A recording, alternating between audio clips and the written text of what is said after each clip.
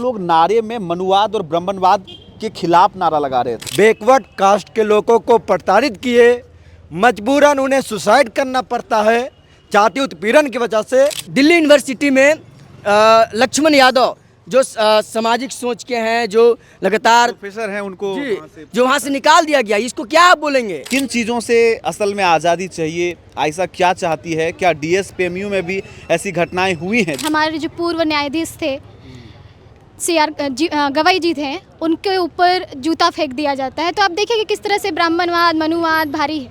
इस कानून से ईडब्ल्यूएस जो दिया गया उसको निकाला जाए और ओबीसी के लिए जो कानून बनाया उसको और मजबूत किया जाए। वो एक समाज को समाज की तरह नहीं देखते हैं, उनको हीन भावना से देखते हैं एक वर्ग को। तो इस देश में यूजीसी कानून भी अब शान और अधिकार की तरह हो गया है। कहानी ये है कि यूजीसी पिछले 13 जनवरी को अधिसूचित होता है, उसके बाद 15 दिनों तक आंतरिक प्रोटेस्ट होती है इस देश में। उसके बाद 29 जनवरी को सुप्रीम कोर्ट का हस्तक्षेप होता है और इस पर स्टे लगा दी जाती है।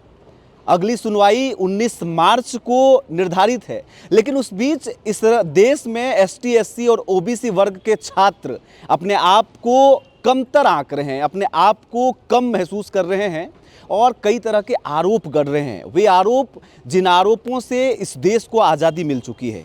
एक बार पुनः यूजीसी जैसे मामलों के आने के बाद ये नारे यूनिवर्सिटी के बाहर गूंज रहे हैं। मनुवाद के खिलाफ, ब्राह्मणवाद के खिलाफ कई तरह के छात्र संगठन हैं, कई ऐसे विंग हैं जो पुरजोर तरीके से इसका विरोध कर रहे हैं। इस वक्त राजधानी रांची के डीएसपीएमयू यूनिवर्सिटी के बाहर में छात्रों का आप ये तेवर देख सकते हैं, इनके अंदर का वो उबाल देख सकते हैं। चलिए हम बातचीत करके समझने की कोशिश करेंगे कि सुप्रीम कोर्ट के एंट्री के बाद जब उन्होंने इस पे स्टे लगाया, उसके बाद आखिरकार कौन सा वैसा टीस है या क्या महसूस हो रहा है कि आप लोग प्रोटेस्ट कर रहे हैं। पहला जवाब कि सुप्रीम कोर्ट के एंट्री के बावजूद आप लोग अपनी मांग को और मजबूत कर रहे हैं। पहली बात मैं अपनी शायरी से शुरू करूँगा कि तुम्हारी जुल्म के बाहर भी एक दुनिया है, मगर गनीमत है कि तुम्हें अंदाज़ा नहीं है। तो हम लोग सुप्रीम कोर्ट का विरोध नहीं कर रहे हैं, उसके फैसले का विरोध नहीं कर रहे हैं। जो स्टे लगाया गया है ना, जिस तरीके से स्टे लगाया गया है ना, उस तरीके का विरोध कर रहे हैं कि उसमें पारदर्शिता हो, कि ताकि इस कानून को और मजबूत किया जाए। हम चाहते हैं कि इस कानून से ईडब्ल्यूएस जो दिया गया उसको निकाला जाए और ओबीसी के लिए जो कानून बनाया उसको और मजबूत किया जाए। एक सवाल मेरा होगा, जो हियरिंग में हुआ, जो सवाल जवाब वहाँ पर सुप्रीम कोर्ट में 29 जनवरी को हुआ, उसमें ये कहा गया कि सामान्य वर्ग के छात्रों की अनदेखी हो सकती है इस नियम के आने के बावजूद, इसमें संशोधन की ज़रूरत है। आप लोग इसको कितना मानते हैं? क्या ये हो सकता है, संभावना इसकी है? पहली बात तो ये समान वर्ग की छात्रों की अनदेखी कैसे होगी? आप देखते हैं कि तमाम बरसों से एससी, एसटी और ओबीसी का अनदेखी होते आ गया। तो वो चंद लोग जो ये कहते हैं कि हमारी अनदेखी होगी, उनके प्रोफेसर हैं साहब इस विश्वविद्यालय में, उनके वीसी इस विश्वविद्यालय में, उनके रजिस्ट्रार हैं, उनके डीएसडब्ल्यू हैं, लेकिन नियम नहीं है। नियम नहीं है। नियम क्योंकि उनके पास सारा चीज़ है, सारा रिसोर्स है। जातिगत दम्भ किसको है? वही लोग कह रहे थे ना, हम यूजीसी में नहीं 302 में जाएंगे अंदर, जेल के अंदर। तो ये दम्भ कहाँ से आ पाता है? ये जो फेक नरेटिव का जो दम्भ है ना, कि हम ये थे वो थे, तो ये चीज़ें दर्शाती हैं कि वो एक समाज को समाज की तरह नहीं देखते हैं, उनको हीन भावना से देखते हैं एक वर्ग को। तो हीन भावना से तो विश्वविद्यालय में आप नहीं रह सकते। विश्वविद्यालय की बौद्धिक क्षमता डेवलप करने की जगह होती है। लोग नारे में मनुवाद और ब्राह्मणवाद के खिलाफ नारा लगा रहे थे। आज भी इस देश में ऐसी स्थिति है क्या? बिल्कुल है कि अगर जब ये यूजीसी एक्ट 2026 आया तो 4% लोग सड़क में निकल गए और सुप्रीम कोर्ट इतना हवा पानी में एकदम रोक लगा दिया। खतरनाक, इतना जल्दी रोक लगाने का मतलब है कि वो कब्जा किया हुआ है न्यायपालिका में ना। सुप्रीम कोर्ट में भी वही लोग बैठे हुए हैं जो शुरू से वो लोग चाहते हैं कि हमारे बाप दादा जिस तरह से बैकवर्ड कास्ट के लोगों को प्रताड़ित किए, मजबूरन उन्हें सुसाइड करना पड़ता है जाति उत्पीड़न की वजह से, तो उसको ख़त्म करने के लिए जब यूजीसी गाइडलाइन लाता है तो एक तरफ सुप्रीम कोर्ट रोक लगा देता है। और बैठा हुआ कौन है सुप्रीम कोर्ट में? वही मुट्ठी भर लोग। अब आंदोलन कर रहे हैं आप लोग समर्थन में, जबकि सुप्रीम कोर्ट ने इस पे स्टे लगाया है। अब कितना फ़र्क पड़ेगा, क्या लगता है? देखिए हम लोग तो समर्थन इसलिए कर रहे हैं कि आप सब लोग जानते हैं कि यूजीसी खुद ने माना कि जातीय उत्पीड़न जो है से बढ़ रहा है। 118% 2019 से 24 के बीच बढ़ा है। तो जब यूजीसी खुद माना कि जातीय उत्पीड़न बढ़ रहा है और सुप्रीम कोर्ट ने खुद गाइड दिया कि आपको एक जातीय उत्पीड़न को रोकने के लिए गाइडलाइन बनाने की ज़रूरत है, तब यूजीसी ने बनाया। और यूजीसी बनाया उसके बाद से फिर सुप्रीम कोर्ट स्टे लगा देती है। स्टे इस हवाला दिया जा रहा है कि इसका दुरुपयोग हो सकता है, इस संभावना पे लगाया गया है। क्या आपको लगता है कि इसी देश में नई शिक्षा नीति बनी जिसमें करोड़ों छात्रों को पढ़ने से वंचित करने वाली नीति है, जिसमें फीस लगातार बढ़ाया गया, इसी देश में सीए, एनआरसी, किसान आंदोलन, कृषि काला कानून बनाया गया, 4 श्रम कोड बनाया गया, जो पूरा मजदूरों का कल ही पूरा देश बंद था, क्या इसका दुरुपयोग नहीं करेगी सरकार? बिल्कुल करेगी। और इस आशंका से लगाना ये बिल्कुल होता है कि सुप्रीम कोर्ट भी एक हिस्सा जातीय उत्पीड़न को बढ़ावा देने के लिहाज से स्टे लगाई है। हम लोग तो स्पष्ट मान रहे हैं, नहीं तो स्टे लगाने की जरूरत ही नहीं थी। और जब उत्पीड़न बढ़ रहा है, हम लोगों ने देखा 2016 में कैसे रोहित वेमुला, पायल तड़वी जैसे लोग, दर्शन सोलंकी जैसे लोग यहाँ तो धर्म के नाम पर, जाति के नाम पर, उसके साथ हम कह सकते हैं कि नस्ल के नाम पर यहाँ मतलब मॉब लिंचिंग हो रहा है। तो ये क्या, ये एकदम नहीं दिख रहा है। दूसरी बात हम एकदम हाल फिलहाल में देखें तो अभी दिल्ली यूनिवर्सिटी में लक्ष्मण यादव जो सामाजिक सोच के हैं, जो लगातार प्रोफेसर हैं, उनको जो वहाँ से निकाल दिया गया, इसको क्या आप बोलेंगे? जम्मू कश्मीर जो सेंट्रल यूनिवर्सिटी में है, वहाँ 450 से ज़्यादा सीटें होती हैं और मात्र जो है 150 लोग का एडमिशन लिया जाता है। 300 में ये बता दिया जाता है कि इन लोग जो है इस योग्य नहीं है।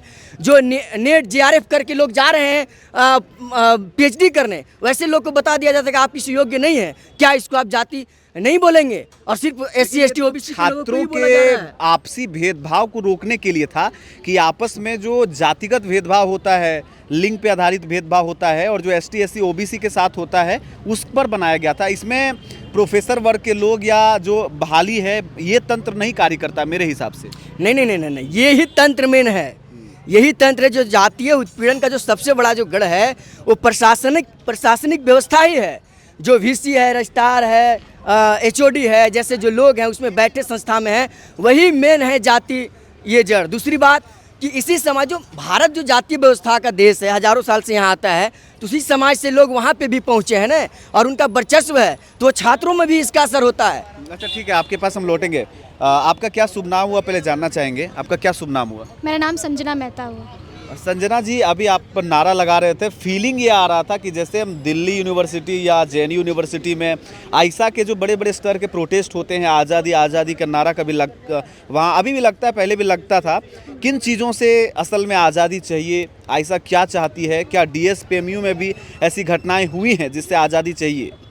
बिल्कुल, आप देखिए लगातार जो घटनाएं घट रही हैं, और डीएसपीएमयू हो या पूरे भारत के जो भी यूनिवर्सिटीज़, कॉलेज, आईआईटी, एम्स में हो, हमें आज़ादी चाहिए कि भेदभाव पर आज़ादी ना हो, जातिगत भेदभाव पे आज़ादी ना हो, ऊंच नीच के नाम पर भेदभाव ना हो, महिलाओं के साथ भेदभाव ना हो, लिंग आधारित पे भेदभाव ना हो। क्योंकि आप देखिए कि किस तरीके से जो ट्रांस लोगों के साथ भेदभाव किया जाता है, वो चाहे अब कोई भी हो।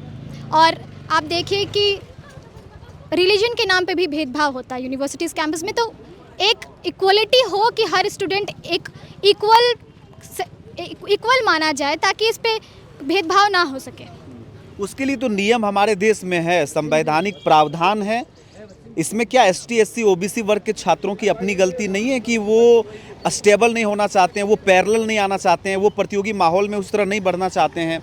आज़ादी के इतने सालों बाद, संविधान लागू होने के इतने सालों बाद भी क्या इस देश में अभी इस चीज़ की कमी है कि हम दूसरे पर आरोप गढ़ें कि ब्राह्मणवाद है, या फिर जो सामान्य वर्ग के छात्र हैं उनको दबाने की कोशिश करते हैं? इस विषय में क्या लगता है? बिल्कुल हावी है, बिल्कुल हावी है। हर कैंपसेस में, यूनिवर्सिटीज़ हो, आईआईटी हो, आईएम्स हो या मेडिकल जहाँ भी हो, हाँ ब्राह्मणवाद हावी है, बिल्कुल हावी है।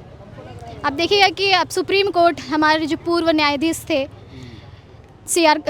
गवाई जी थे, उनके ऊपर जूता फेंक दिया जाता है। तो आप देखिए कि किस तरह से ब्राह्मणवाद, मनुवाद भारी है।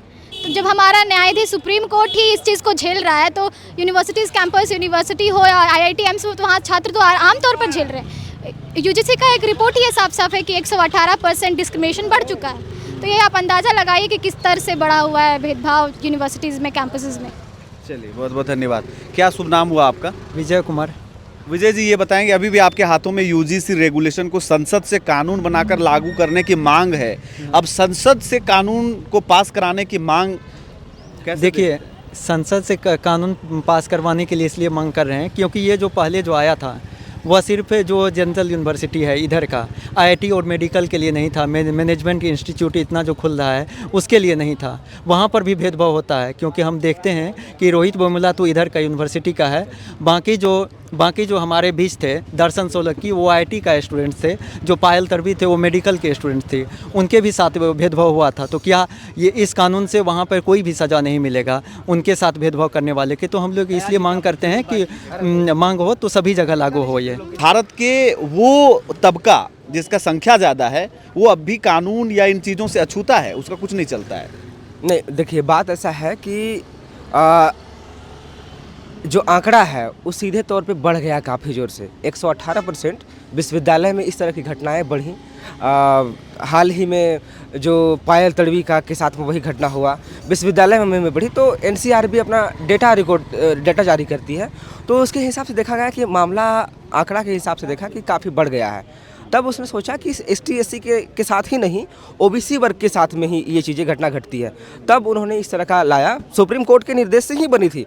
और उसके अंतिम सवाल मेरा होगा, ये चीज़ समझ गए हम, अगर 19 मार्च को फिर से आप लोगों के मंशा के विपरीत आता है कोई सुनवाई, तो आप लोग क्या करेंगे? तब हम लोग पूरे देश के जो संगठन हैं, हमारे झारखंड भर में आदिवासी छात्र संगठन है विभिन्न जिलों में, उनसे बात करके और पूरे देश में और जो सहयोगी संगठन है जो इस बिल के खिलाफ में है, जो लोग चाहते हैं कि सही मायने में ST SC OBC और जो आर्थिक तौर पर पिछड़े समाज के लोग हैं उनके साथ में जस्टिस हो और उनका राइट्स को लेकर कोई प्रोविज़न बने, तो उसको लेकर हम लोग जो है, अगर उस हमले हमारे हिसाब से नहीं आती है तो हम लोग एकजुट होकर पूरे एक निश्चित डेट को पूरे देश में उतरने का काम करेंगे। मैडम, 19 लास्ट सवाल यही है कि 19 मार्च को सुनवाई होने वाली है, कोर्ट का फैसला आने वाला है, आप लोग वेट क्यों नहीं कर रहे हैं? अगर कहीं विपरीत आता है तो क्या करेंगे? हम तो सुप्रीम कोर्ट से यही मांग कर रहे हैं कि यूजीसी एक्ट को, यूजीसी इक्विटी रेगुलेशंस को लागू करें। और अगर विपरीत पे आती है तो जितने भी छात्र संगठन पूरे भारत में, जितने भी 45 यूनिवर्सिटीज़ हैं, पूरे 45 यूनिवर्सिटीज़ में ST SC OBC के वर्ग के और जो भी वर्ग के जो छात्र हैं वो पुरजोर तरीके से आंदोलन करेंगे यूजीसी एक्ट लागू कराने के लिए। फिलहाल आपको इंतज़ार करना पड़ेगा 19 मार्च का, जो विचाराधीन है और कोर्ट में इसकी सुनवाई होने वाली है। सुप्रीम कोर्ट के फैसले के बाद अगर ये ST SC OBC के पक्ष में आता है या क्या कुछ बदलाव किया गया है, इसको देखना पड़ेगा। लेकिन यहाँ पे अल्टीमेटम दिया जा रहा है जगह जगह से कि अगर ऐसा नहीं होता है तो बड़े स्तर पर आंदोलन की एक गूंज पूरे भारत में देखी जा सकती है। ओंकार झारखंड देख रहे हैं आप, क्या महसूस करते हैं? अपनी राय जरूर दें। मेरा नाम है रवि भास्कर। जोहार।